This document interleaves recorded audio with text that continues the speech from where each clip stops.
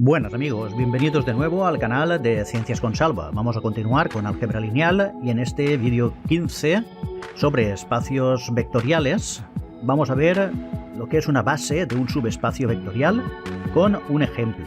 Si te interesa este vídeo, quédate y continuamos rápidamente.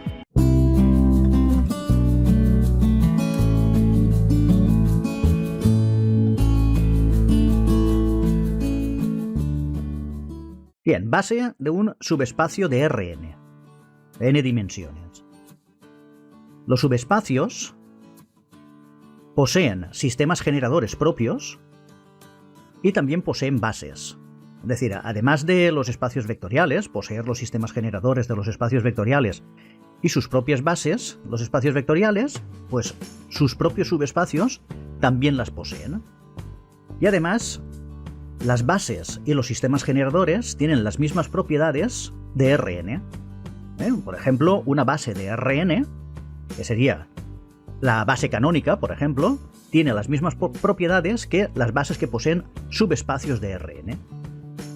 Muy bien, la dimensión de un subespacio, al que vamos a llamar W de Rn, será siempre menor o igual que n. Tener en cuenta que si es igual que n será el propio Rn, y eso se denomina subespacio trivial. Por lo tanto, aquí nos vamos a centrar más en los subespacios cuya dimensión sea menor de n. Todo subespacio no trivial, es decir, todo subespacio que sea distinto del mismo Rn y también distinto del vector 0, posee al menos una base. Bien, si V1, por ejemplo, es un vector que pertenece al subespacio W, el conjunto formado por ese vector, solamente ese vector, es libre, lógicamente. Y entonces, si engendra todo W, es base. Entonces aquí diríamos que el subespacio W tiene de dimensión 1. Bien, si no lo engendra a todo W, lógicamente no es base. Entonces lo que haremos será buscar otro vector, V2, que no sea combinación lineal de V1. ¿Vale? Entonces, el conjunto formado por el primer vector, V1, y el segundo vector que hemos buscado, V2, que son linealmente independientes, pues es un sistema libre. Entonces, si ese sistema engendra a todo al subespacio que nos han dado, es base. Si no lo engendra a todo, pues lógicamente no va a ser base. Entonces, así, sucesivamente, iremos agregando vectores a nuestro sistema de vectores, haciendo cada vez el conjunto más grande, hasta que al final encontremos una base. Entonces, W, el subespacio, está incluido, ¿vale?, en Rn. Entonces, la dimensión de nuestro espacio siempre va a ser menor o igual que n. Si fuera igual a n, sería el mismo Rn, y si es menor, entonces ya tendríamos subespacios de dimensión menor que n. Perfecto. Entonces, todas las bases de W, del subespacio, que estemos estudiando, tienen el mismo número de vectores. Pues tenerlo en cuenta eso, igual que las bases de los espacios vectoriales en general. Vamos a ver un ejemplo. Nos dicen hallar una base del siguiente subespacio W de R4 y nos viene definido el subespacio como W igual a el vector cuyos componentes son A, como primera componente, A menos 3B como segunda componente, menos B como tercera componente y A más C como cuarta componente. Por eso es de R4, porque tenemos en los vectores 4 componentes. Para todo A, B y C perteneciente al cuerpo de los números reales. Muy bien, entonces vamos a considerar un vector W, cualquiera del subespacio W. A este vector, lógicamente, lo vamos a llamar exactamente igual que nos han llamado el conjunto. W es igual al vector A menos 3B, menos B y A más C. Muy bien. Entonces, sus coordenadas respecto a la base canónica de R4 van a ser las siguientes. W es igual a por E sub 1, que es el primer vector de la base canónica, más A menos 3B por E sub 2, que es el segundo vector de la base canónica, más menos B por E sub 3, que es el tercer vector de la base canónica, y más A más C por E sub 4, que es el cuarto vector de la base canónica. Muy bien, recordar siempre que las componentes de un vector referidos a la base canónica son los propios números que forman el vector. Por lo tanto, nuestro vector es A menos 3B, menos B, A más C. Eso es importante que lo recordéis. Entonces, esto lo podemos poner como A multiplicando a E sub 1, multiplicando también a E sub 2 por la distributiva, y multiplicando a E sub 4. E sub 1 más E sub 2 más E sub 4. Es lo mismo. Más B multiplicando, como menos 3B multiplica E sub 2, pues ponemos menos 3E sub 2. Y como E sub 3 multiplica a menos B, pues ponemos menos E sub 3. Más C, que multiplica a E sub 4. Ahora lo que vamos a hacer es expresarlo de la siguiente otra manera. A por el vector E sub 1 de la base canónica es 1, 0, 0, 0. Más E sub 2, que es 0, 1, 0, 0. Más E sub 4, que es 0, 0, 0, 1. Tener en cuenta que aquí no tenemos a E sub 3. Por lo tanto, nos saltamos el 1 aquí. Lo ponemos aquí, que es el E sub 4. Más B por menos 3, que multiplica a E sub 2, que es 0, 1, 0, 0, que es el segundo vector de la base canónica, menos E sub 3, que es 0, 0, 1, 0, más C, que nos multiplica a E sub 4, que es 0, 0, 0, 1. Bien, esto lo podemos poner así o lo podemos poner así, pero ahora nos interesa ponerlo de esta manera para establecer la base que vamos a calcular. Entonces, W es igual a que multiplica a 1, 1, 0, 1, es decir, hemos sumado los vectores dentro del paréntesis, 1, 0, 0, 0 más 0, 1, 0, 0 más 0, 0, 0, 1, pues nos da 1, 1, 0, 1. Más B, que nos multiplica a, y lo que hacemos ahora es también sumar estos vectores. Y al sumar estos vectores son 0, menos 3, 1 y 0. Menos 3 por 0, menos 3 por 1, menos 3 por 0, menos 3 por 0, menos este vector. Más C, que nos multiplica este vector, que es 0, 0, 0, 1. Solamente está C. Muy bien. Entonces, aquí ya tenemos el conjunto, nuestro vector, puesto como combinación lineal de la base canónica, pero en la cual hemos realizado modificaciones, lógicamente. Bien. Entonces, partiendo de esta expresión, como todos los vectores de W son combinación lineal de los tres, es un sistema generador. Tener en cuenta que este vector, este y este vector son sistema generador, porque están generando todo W, porque lo podemos multiplicar por cualquier valor A, por cualquier valor B y por cualquier valor C, dándonos para cada valor un vector diferente. ¿Vale? Por lo tanto, es un sistema generador. Muy bien.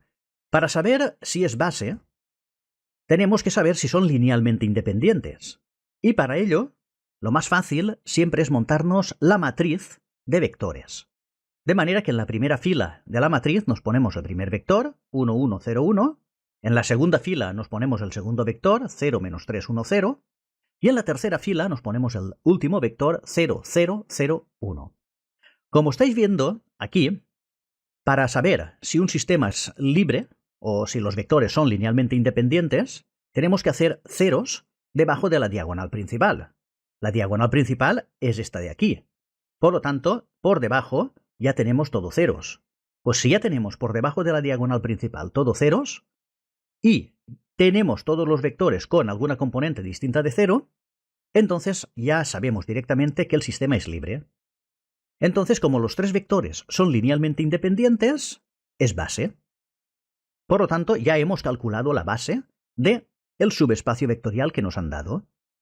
Ahora bien, es una base de dimensión 3, porque tenemos tres vectores linealmente independientes, y esa base de dimensión 3 vive dentro de R4, del espacio vectorial R4 de 4 dimensiones. Muy bien, por eso es un subespacio de R4. Si hubiéramos tenido 4 vectores linealmente independientes, no se trataría de un subespacio de R4, se trataría del mismo espacio vectorial. Bien, a estos subespacios se les denominan hiperplanos. Entonces, los hiperplanos son, por ejemplo, un punto es un hiperplano de la recta, porque el punto nos divide la recta en dos segmentos. Sin embargo, la recta es un hiperplano del plano, porque la recta nos parte al plano en dos semiplanos.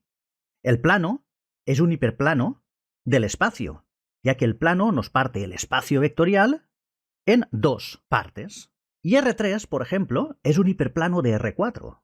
Aquí ya tenemos que hacer un esfuerzo de imaginación para poder imaginar esto, porque R3 sí que lo podemos imaginar con las tres dimensiones, pero R4 a nivel geométrico ya no lo podemos imaginar. Pero bueno, R3 es un hiperplano. Es decir, normalmente todos los subespacios vectoriales que tengan de dimensión n-1, es decir, la dimensión del espacio vectorial menos una unidad, se llaman hiperplanos de ese espacio vectorial.